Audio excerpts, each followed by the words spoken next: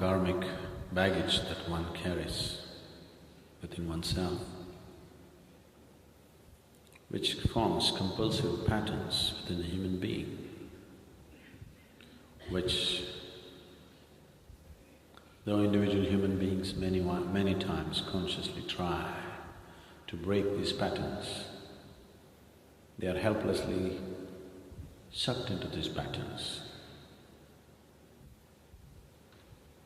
You definitely would have seen in your life many times simple things, small habits, simple compulsions. I'm not even referring to the big ones. Many times with conscious effort you came out of it, 3 days out of it, and 4th day again back into it. You just came in through another door. If you, with great amount of willpower, if you stop it, it will find other kinds of forms.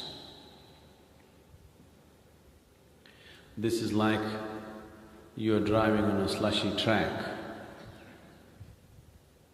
If there is slush and the track is deep, if you drive your car, you do what you want, it just keeps going. You have the steering pointed this way, but still the car keeps going this way.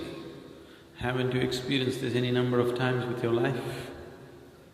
You want to go this way, it just keeps going this way. Because the tracks are laid this way. You face this way, it doesn't matter, it just keeps taking you on. That is when you think somebody else must be controlling your life. Some other force must be controlling your life. No, it is just that certain patterns have been set.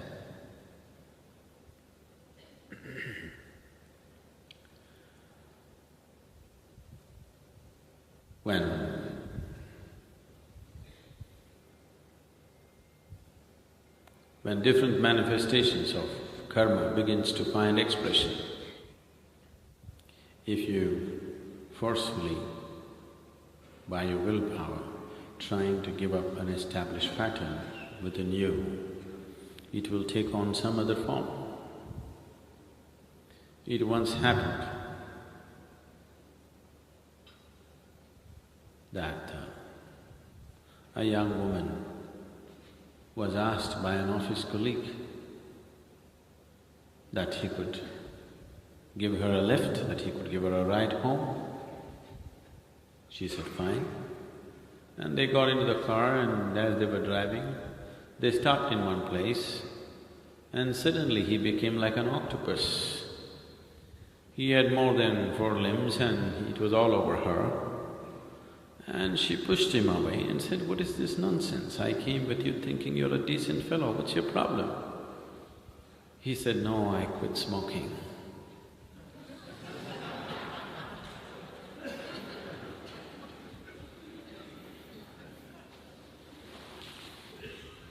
You forcefully try to change certain patterns, it'll find some other kinds of expression. So it's very important that the foundations for your karmic structure, if they are loosened, this whole thing will collapse by itself and suddenly there's a new sense of freedom about you.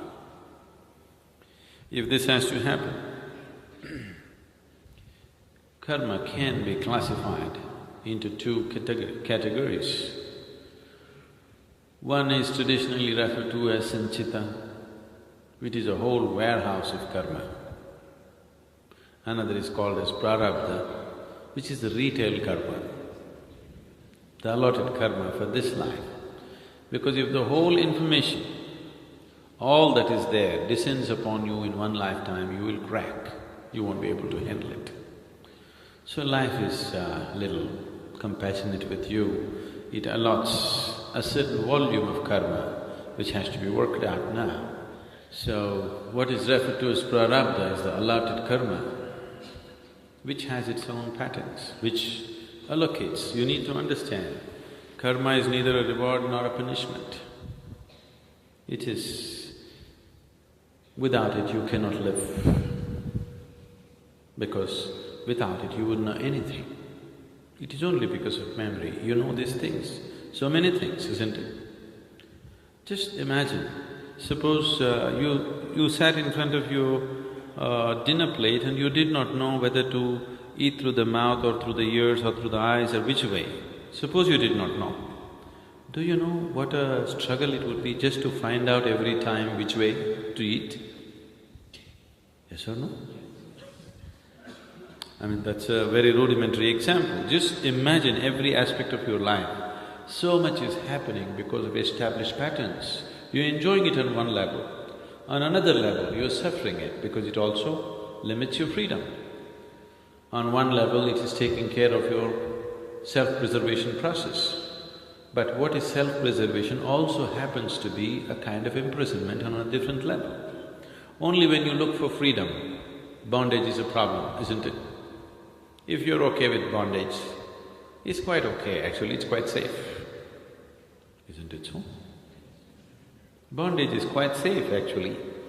Freedom is dangerous. Freedom can be any number of things. Bondage is quite safe. Only when the idea of freedom blossoms in your mind, that is when the trouble begins. Till then, bondage is quite okay, isn't it? Isn't it so? So, karma is not always against you. Most of the time it's working for you.